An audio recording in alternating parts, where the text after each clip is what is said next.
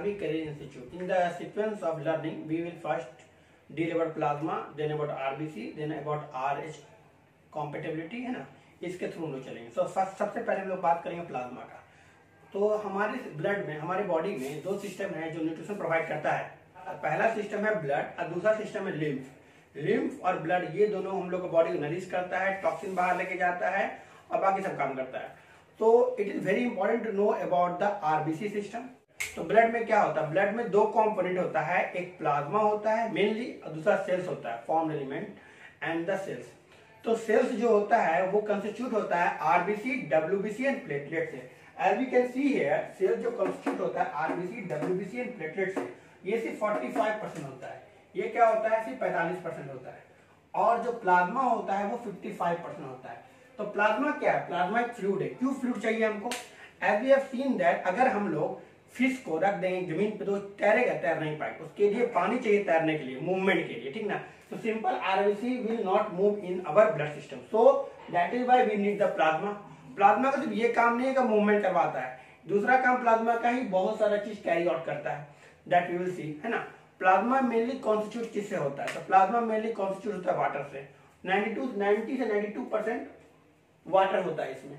ठीक है guys. Now let's get started with the plasma. इतना समझने के बाद हम लोग प्लाज्मा के बारे में स्टार्ट करते हैं. प्लाज्मा में क्या होता है? प्लाज्मा में 92% वाटर होता है, तो मेनली वाटर से बना होता है प्लाज्मा. पहला क्वेश्चन. सेकंड क्वेश्चन क्या होता है कि प्रोटीन देखिए. दूसरा पार्ट होता है 6 to 8% प्रोटीन होता है. प्रोटीन क्यों होता है? प्रोटीन इसलिए होता है क्योंकि हमारे बॉडी को बहुत सारी चीज चाहिए, जैसे कि डिफेंस सिस्टम चाहिए, क्लॉटिंग चाहिए, ये सब चीज चाहिए. तो हमें पता है कि प्रोटीन, तीन तरह का प्रोटीन जो वेरी इंपॉर्टेंट है बॉडी के लिए. एक होता है फाइब्रिनोजेन, दूसरा होता है ग्लोबुलिन और तीसरा होता है albumin. Albumin, globulin and fibrinogen. क्यों जरूरत है ये प्रोटीन का, अभी आपको बताएंगे. एल्ब्यूमिन क्या करता है? एल्ब्यूमिन ऑस्मोटिक बैलेंस को मेंटेन करता है. इन केस अगर पेशेंट का बॉडी में एल्ब्यूमिन की कमी हो गई, मतलब प्रोटीन की कमी हो गई, तो क्या होगा? वाटर, जैसे कि वाटर जो होता है, ये रेड ब्लड सेल, ये आपका वेसल्स है, ब्लड वेसल्स है. कौन सा वेसल्स है? ब्लड वेसल्स है. ठीक है गाइस. इसमें क्या होता है कि एल्ब्यूमिन होगा, क्योंकि प्लाज्मा है, प्लाज्मा में एल्ब्यूमिन है और साथ में सेल्स है, मतलब कि आरबीसी, डब्ल्यूबीसी, प्लेटलेट्स है. तो एल्ब्यूमिन का काम क्या होता है कि एल्ब्यूमिन है ना, पानी को पकड़ के रखता है ताकि पानी मूवमेंट बाहर नहीं कर जाए, इंटरस्टिशियल सेल में नहीं चला जाए. क्यों? अगर ऐसा होता है तो जितना भी सिस्टम हमारा ब्लड का है, बॉडी का है, जितना भी ऑर्गन है वहां पे डिफ्यूज कर जाए पानी, that can cause the pulmonary oedema हो जाएगा, लंग्स में पानी जम गया, पेरिकार्डियल फ्यूजन, प्लूरल फ्यूजन, ये सब होना शुरू हो जाएगा. तो that is why we keep the water mainly in the vessels, है ना. तो एल्ब्यूमिन चाहिए यहाँ पे पानी को बाइंड कर रखने के लिए अपने अंदर. इसे बोलते हैं osmotic pressure.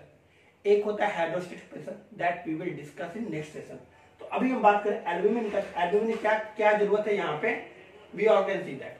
Now secondly what we will see, globulin. Globulin के बारे में क्या जानना है आप लोग को? ग्लोबुलिन हमारा डिफेंस सिस्टम में काम कर रहा है. डिफेंस सिस्टम मतलब क्या? यहाँ कोई बैक्टीरिया आ गया, ठीक है, यहाँ कोई बैक्टीरिया आ गया, ये बैक्टीरिया को मारना भी तो पड़ेगा, नहीं तो ये सिस्टम को खराब कर देगा. तो ये बैक्टीरिया को मारने के लिए डिफेंस सिस्टम जो आता है उसका नाम होता है ग्लोबुलिन. ग्लोबुलिन में बहुत सारा होता है, जैसे कि IgM गांधी, ये निमोनिक्स है. तो इतना तरह का इम्यूनोग्लोबिन होता है, 5 तरह का इम्यूनोग्लोबिन होता है. अलग अलग इम्यूनोग्लोबिन अलग अलग जगह पाया जाता है. जैसे कि गाइस IG एलर्जी में काम आएगा.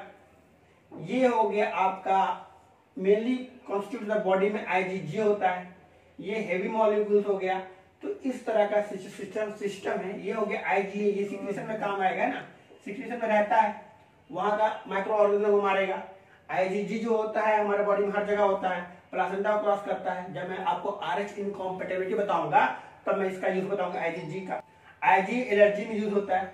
तो ये कैसे ऐसे होता है, समझ गया? समझ में आ गया आपको? थर्डली जो प्रोटीन होता है वो फाइब्रिनोजेन होता है. उसका क्या जरूरत है? मान लिया जाए कहीं आप गिर गए और ये वेसल टूट गया, ठीक है, तो यहां से क्या होगा? यहां से प्रोटीन बाहर आ जाएगा, पानी बाहर आ जाएगा, सेल्स बाहर आ जाएगा ना. जैसे हमारा अंदर में कोई कट जाता है तो रेडनेस आ जाता है यहाँ पे, ज्यादा गंदा कटा तो पूरा यहाँ पे रेड हो जाएगा, फिर ब्लैक हो जाएगा, तो ये आरबीसी यहाँ पे आ जाता है। तो इसको सील करने के लिए हमें क्या चाहिए, हमें फाइब्रिनोजन चाहिए। क्यों चाहिए फाइब्रिनोजन?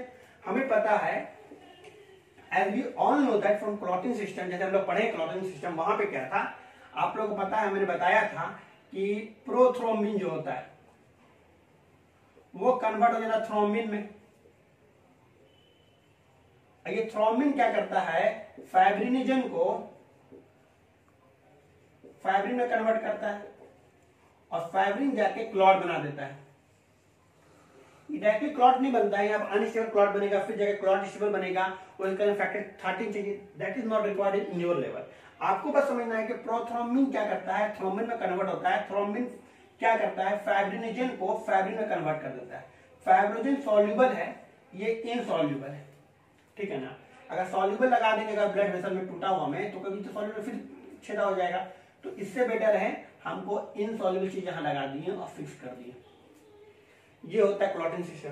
क्लॉटिंग सिस्टम और ऊपर से आता है, लेकिन ये जाने फैक्टर कौन सा, फैक्टर 2 है, याद रखना आपको गाइस। ये 2A हो गया, 2 के बाद क्या आता है, 1 आता है, तो 1 हो गया, 1A हो गया, फैक्टर हो गया। अब दूसरा सवाल आपसे करेगा बोर्ड, अगर क्वेश्चन करना चाहेगा आपसे, तो ये पूछेगा कि फाइब्रिनोजन कौन बनाता है। तो याद रखिएगा फाइब्रिनोजन बनाने वाला शख्स का नाम है प्लेटलेट्स। प्लेटलेट्स क्या करता है, फाइब्रिनोजन बनाता है गाइस। तो ये समझना, इतना सारा चीज क्वेश्चन यहां से आता है। तो अब हमने ये देख लिया कि फाइब्रिनोजन क्या करता है, ग्लोबुलिन क्या करता है, एल्बुमिन क्या करता है। इसके बावजूद भी हमारे बॉडी में बहुत सारा और होता है element, sodium, magnesium, chloride, bicarbonate, calcium. ये सब क्या करता है, ये सब हमारा पीएच को मेंटेन करता है, ब्लड का पीएच को मेंटेन करता है। जैसे कि गाइस आप लोगों को पता होगा, जो सेल होता है, सेल के अंदर मेनली पोटासियम होता है, फॉस्फेट होता है, ये सब होता है। और सेल के बाहर क्या होता है, फ्लूइड में वो होता है, सोडियम होता है, क्लोराइड होता है। तो ये सब एक अंदर जाता है, बाहर आता है। ये ऑस्मोलरिटी मेंटेन रखता है सेल का, ठीक है ना। तो गाइस इसलिए इस लोग का इंपॉर्टेंस होता है। जैसे कि आप जब किडनी पढ़िएगा तब वहां बताएंगे हम लोग कैसे एक्सचेंज करता है, सोडियम कैसे अंदर जाता है, क्लोराइड अंदर कैसे जाता है, पोटासियम बाहर कैसे आता है, H+ बाहर कैसे आता है। That I will teach you in the kidney का सिस्टम। किडनी में अगर आपने DCT लिया, डिस्टल कॉन्वॉल्यूट ट्यूब्यूल, है ना, तो वहां पे क्या होता है, एक चैनल होता है जो क्या करता है कि सोडियम पोटासियम को बाहर करेगा, H+ को बाहर करेगा और अंदर ले जाने का काम सोडियम एंड वाटर को करेगा। तो किडनी वाटर को ऐसे एब्जॉर्ब करता है, सोडियम वाटर को अंदर ले जाएगा और पोटासियम H+ को बाहर ले जाएगा। तो ये सब को मेंटेन करने के लिए हमें चाहिए एलिमेंट्स, ठीक है ना, आयंस हमें चाहिए, ये जो आयंस दिया हुआ है यहाँ पे। सेकेंडली हमारे बॉडी में ग्लूकोज, अमाइनो एसिड, लिपिड, इसकी भी जरूरत होती है। As we all know that glucose एक एक्टिव सब्सटेंस है जो हम लोग को इंस्टेंट एनर्जी प्रोवाइड करता है। उसी तरह लिपिड्स हो गया, फैट्स हो गया, लेकिन ये सब मात्रा एक नॉर्मल लिमिट में होना जरूरी है। नहीं तो आपने पढ़ा होगा लिपिड बढ़ जाने का हार्ट अटैक आता है, एथेरोस्क्लेरोसिस हो जाता है। ग्लूकोज बढ़ने के बाद डायबिटीज मेलाइटस हो जाता है। अमाइनो एसिड बढ़ने के बाद इंसेफेलोपैथी हो जाता है ना, जो हेपेटिक इंसेफेलोपैथी बोलते हैं।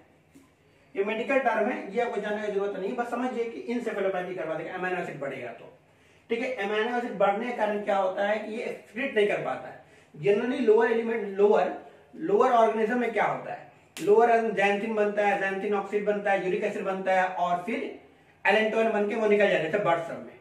लेकिन हम लोग में एलेंटोइन बनता नहीं है, यूरिक एसिड बन के रह जाता है, तो वहां पे फंस जाएंगे। अगर अमीनो एसिड बढ़ गया तो वहां पे हम लोग फंस जाएंगे, ये समझना है। कोगुलेशन एंड क्लॉटिंग फैक्टर, जैसे आपको बताया कि फाइब्रिनोजन कैसे क्लॉटिंग करवाता है, सेम चीज है। तो this is all about plasma. Plasma में 3 चीज आपको याद रखना है। एक तो प्लाज्मा कितना होता है, 55% होता है। इसमें से वाटर कितना होता है, तो ये 92% वाटर कॉन्स्टिट्यूट करता है। नीट में क्वेश्चन देगा। प्रोटीन कितना होता है, 6 to 8% होता है, ठीक है ना। और क्या, ग्लूकोज, अमीनो एसिड, लिपिड, ये सब होता है, एलिमेंट्स होता है। फाइब्रिनोजन क्या करता है, ग्लोबुलिन क्या करता है, एल्बुमिन क्या करता है, कौन ऑस्मोटिक बैलेंस करवाएगा, कौन डिफेंस में काम करेगा, कौन क्लॉटिंग में काम करेगा। तो ये सब चीज समझना था गाइस, ठीक है। Okay, that's the end.